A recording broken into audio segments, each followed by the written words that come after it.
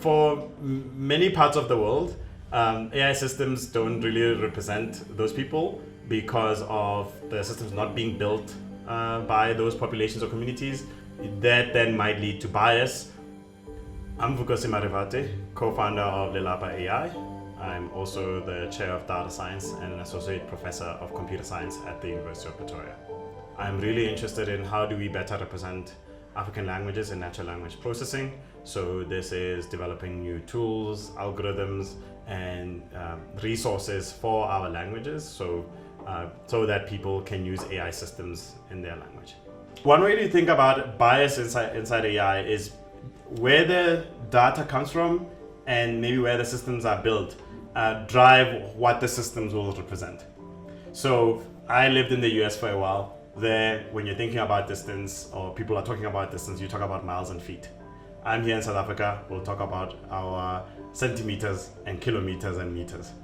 Just imagine now if you trained your whole system and it's only using miles, then you just let it now run or be used by somebody who uses the metric system, you're going to have challenges.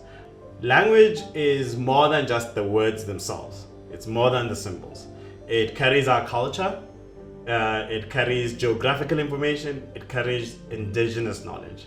So building AI systems in this space as well brings that not just to the benefit of ourselves as South Africans or Africans, but actually to the globe, that knowledge is not lost. We want people to be able to really be themselves, use their own language. Why?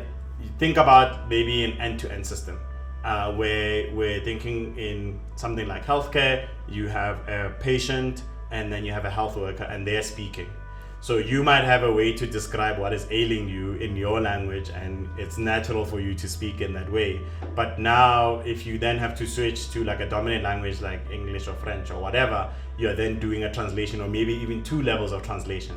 So through that, you might find that you're not really describing the thing as it's ailing you, but in a way that you think the person might understand on the other side.